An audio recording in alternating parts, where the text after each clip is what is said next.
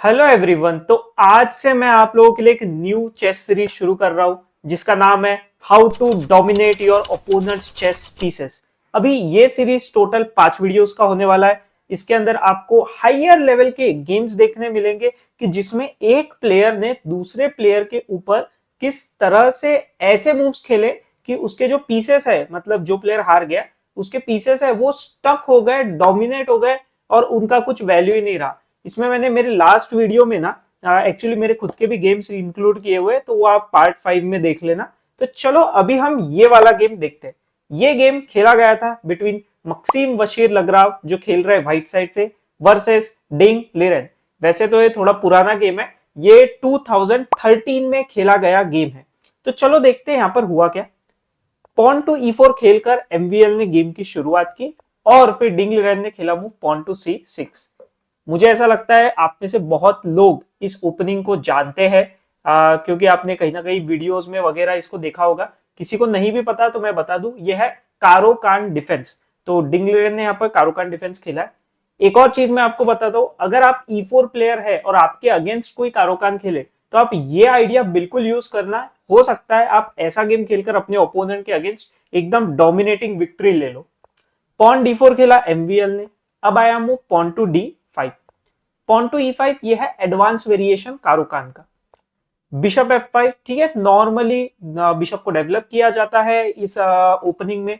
उसके अलावा एक नॉर्मल चीज होती है कि ओपनिंग में ओपनिंग प्रिंसिपल्स किए जाए, इसका मतलब है कि पीसेस को जल्दी से जल्दी डेवलप किया जाए। यहां एमवीएल ने बहुत ही इंटरेस्टिंग मूव खेला, यह है पॉन टू H4, जो ओपनिंग प्रिंसिपल में बिल्कुल भी फिट नहीं बैठता है। पीसेस डेवलप नहीं हो रहा है और ऊपर से साइड का पॉन खेला जा रहा है, मल्टीपल पॉन्स खेले गए व्हाइट की तरफ से। बट स्टिल ये एक बहुत अच्छा मूव क्यों है इसको आप समझो। अगर कोई गलती से एक ऐसा नेचुरल लुकिंग मूव E6 खेलता है तो यहां पर ब्लैक इधर ही हार गया। क्यों? क्योंकि अभी व्हाइट खेल सकता है move pawn to G4, bishop पर प्रेशर है। बिशप कहीं पर भी जाए, मान लो पीछे चला गया, पॉन टू H5 और बिशप हो गया पूरी तरह से ट्रैप।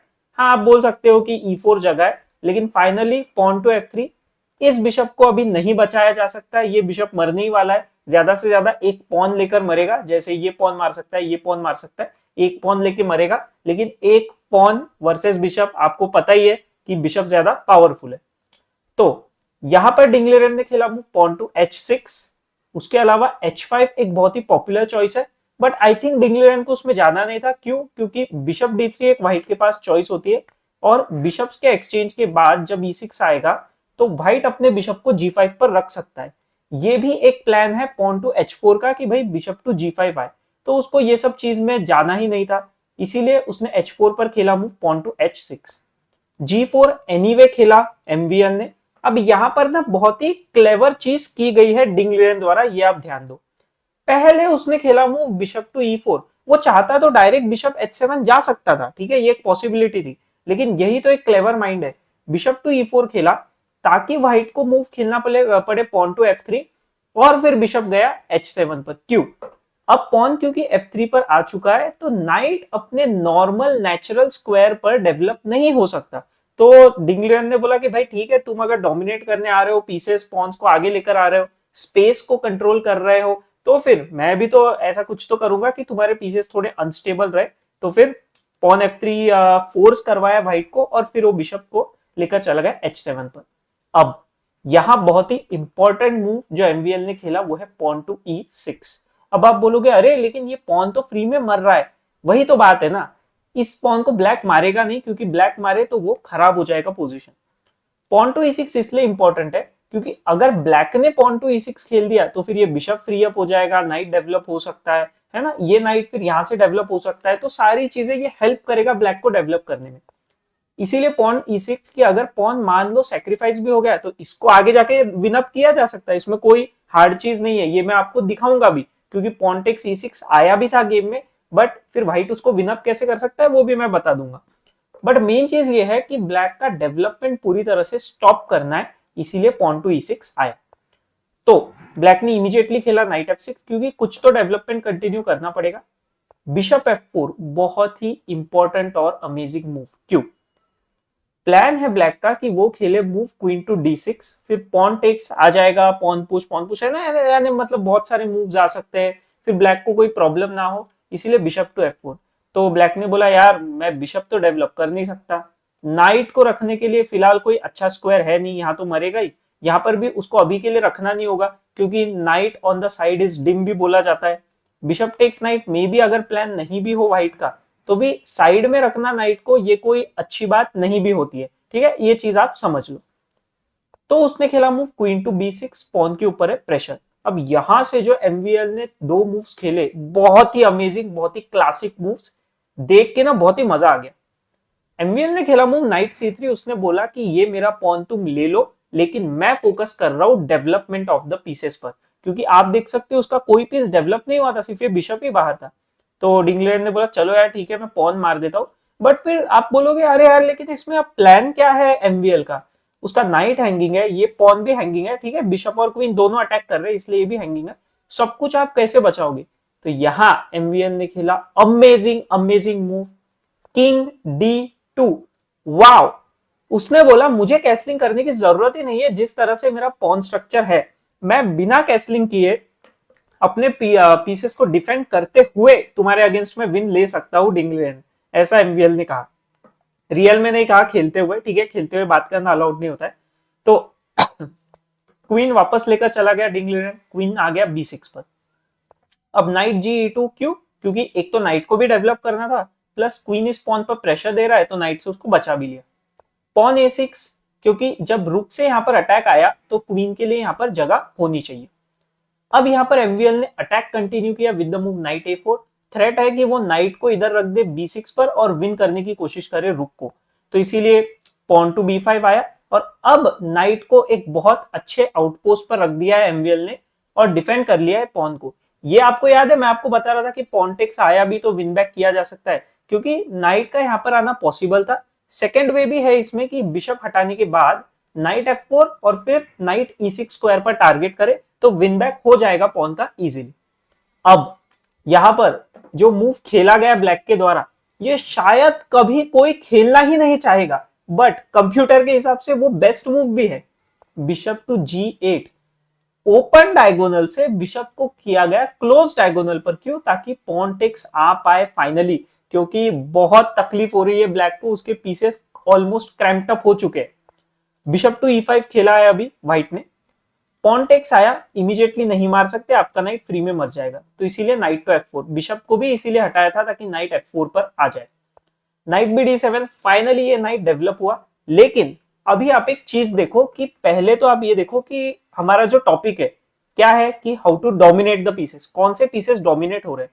ये बिशप देखो, ये बिशप इतना बुरी तरह से फंसा हुआ है कि अभी उसका बाहर निकलना बहुत मुश्किल है, यहां से नहीं आ सकता, यहां से नहीं आ सकता, दोनों तरफ पॉन से। ये पॉन तो फिलहाल मूवेबल है, ये पॉन तो मूवेबल भी नहीं है, ठीक है। तो यही चीज का फायदा यहां से एमवीएल ने उठाया। पहले उसने बोला कि मैं नाइट टेक्स नाइट मारता हूं और खुद के नाइट को रख दिया G6 पर ताकि ये पॉन मूव ना हो पाए। रुक पर भी प्रेशर है, नाइट टेक्स बिशप मार दिया फिलहाल डिंगलिरन ने। उसने बोला मुझे रुक नहीं मारना है, मुझे तुम्हारा नाइट मारना है, क्यों। आप एक चीज देखो, अगर ये बिशप ही बाहर नहीं आ पाया तो रुक बाहर कैसे आएगा, सामने से आने की कोशिश कर सकता है, लेकिन यहां पर अभी फिलहाल रुक पर प्रेशर है तो रुक H7 और पॉन टू H5, सामने का भी रास्ता बंद कर दिया, साइड का रास्ता उसका खुद के बिशप ने बंद करके रखा हुआ है। पॉन्स यहाँ पर है तो जिसकी वजह से बिशप हट नहीं सकता, तो ये हो रहा है एक प्योर डोमिनेशन। डिंगलियन बहुत परेशान है, आप खुद इमेजिन करके देखो इस पोजीशन को, क्या ये बिशप भी डोमिनेटेड है, बिल्कुल नहीं, बिशप यहां से आके एक्सचेंज दे सकता है और एमवीएल इज ओके। ऐसे पोजीशंस में आपको क्या करना चाहिए, अभी आपको दिख रहा है कि ओपोनेंट की ये पीसेस एकदम क्रैम्प्ड अप है, डोमिनेटेड है, तो बचे हुए जो एक्टिव पीसेस है ओपोनेंट के उसको आप एक्सचेंज कर दो तो आपको बहुत फायदा होगा। यही चीज एमवीएल ने की। पॉन टू C5, ठीक है, अभी डिंगलियन ने बोला कि भाई मैं कहीं से तो कुछ तो स्पेस गेन करता हूं, काउंटर अटैक की कोशिश करता हूं, लेकिन MVL was like okay no worries. Pawn F4, bishop F7, queen to F3, long castle कर लिया डिंगलियन ने, क्योंकि करेगा क्या वो। बिशप E2, फाइनली इस बिशप को डेवलप किया गया। पॉन टू C4, ठीक है, अटैक करके यहां से आने की वो कोशिश कर रहा है, स्पेस गेन कर रहा है, कोई प्रॉब्लम नहीं। पॉन A4, अभी यहां पर खेला मूव डिंगलियन ने किंग टू C7, उसने बोला भाई मेरा तुम ये पॉन ले लो। उसने, आप अगर मटेरियल आपने काउंट किया होगा तो 2 पॉन्स एक्स्ट्रा है अभी डिंग लीरेन के पास। तो डिंग बोल रहा है कि भाई तुम मेरा 1 पॉन वापस ले लो, लेकिन मुझे एक्टिविटी की जरूरत है। क्यों? क्योंकि यहाँ से अब रुक को बाहर निकालकर अटैक करने की कोशिश करनी है। एक्सचेंज ऑफ पॉन्स और विन कर लिया एमवीएल ने इस पॉन को। उसने बोला कोई प्रॉब्लम नहीं। क्वीन चेक आया, किंग पीछे चला गया, रुक टू A8। थ्रेट दे रहा है रुक A1 चेक का, तो सीधा सीधा व्हाइट का रुक आ गया पीछे। और व्हाइट को तो बचे हुए पीसेस एक्सचेंज ही करना है, बस उसको बिशप और रुक को छोड़कर सारे पीसेस एक्सचेंज करना ही है, उसको कोई प्रॉब्लम नहीं। रुक A2 पॉन पर प्रेशर, तो पॉन पुश आया C3 पर। क्वीन D2 चेक, कोई टेंशन नहीं, किंग आ गया F2 पर। अब आया मूव रुक टू C2। अब रुक टू C2 के बाद आप एक चीज नोटिस करो कि ये बिशप तो हैंगिंग है, बट आपको एक चीज मैं बता दूं, इसको अगर आप मारोगे ना, मतलब आप फ्री पीस पिकअप करोगे, तो आपका पोजीशन खराब हो जाएगा। क्यों? मान लो अगर नाइट टेक्स बिशप आया, ठीक है, हो सकता है ये बेस्ट मूव ना भी हो, बट मैं बस आपको दिखा रहा हूं। तो रुक H8, नाइट वापस, और फिर रुक यहां से एक्टिवेट हो गया।